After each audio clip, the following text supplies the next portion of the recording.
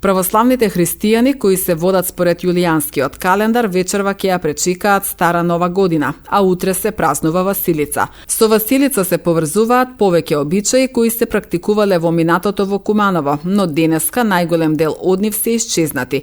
Еден од обичаите кој се практикуваше во кумановското село Орашец до пред 10 години е ритуалната игра наречена джамала, која Анита Стојчевски, кустос, советник, етнолог во Националната установа музеј, успеала да ја сочува од заборав преку документарен филм. Но еден од обичаите кој останал и во денешно време е подготовка на качамак или бареница со пченкарно брашно.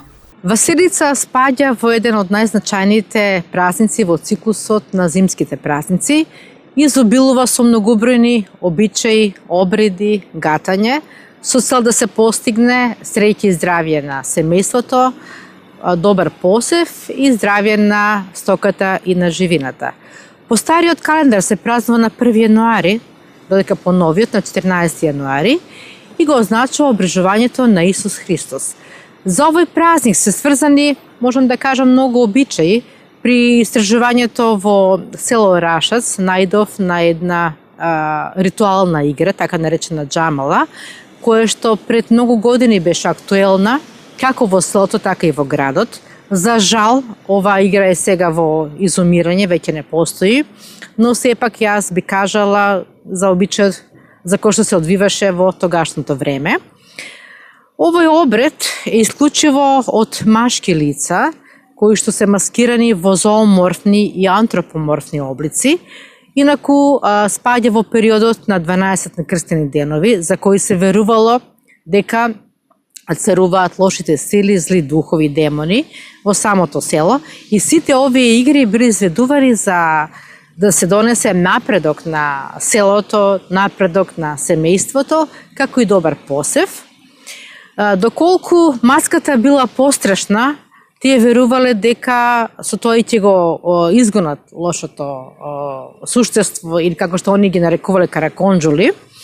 За овој празник беше изработен при самото истражување еден документарен филм, Джамалари, каде што навистина бев присутна на самото место на изведување.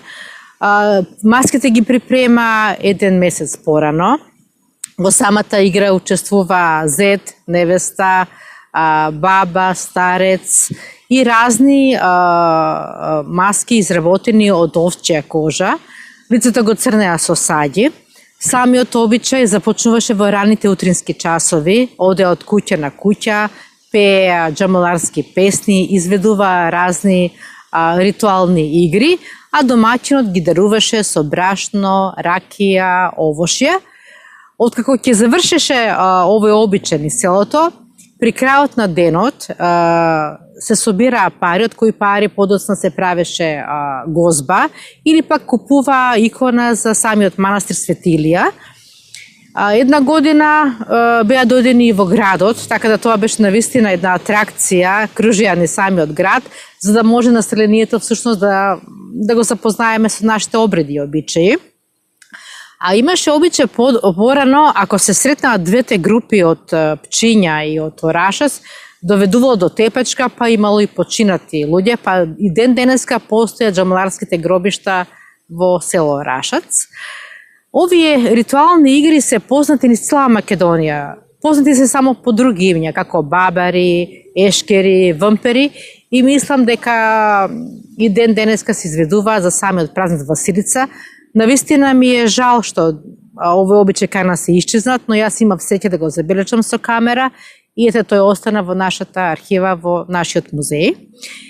Обичаи што ќе ги споменам во врска со трпезата со јадењето, знаеме дека денеска се приготвува бареница или качамак.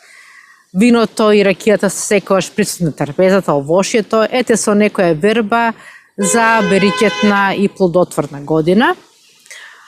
Воедно ја користам приликата да го честитам празникот Василица, а да посакам една успешна и среќна година, да има мир меѓу луѓето, љубов, помалку војни и насилства, и да им го честитам празникот на сите оние кои што го носат името Васил, Василка и така натаму.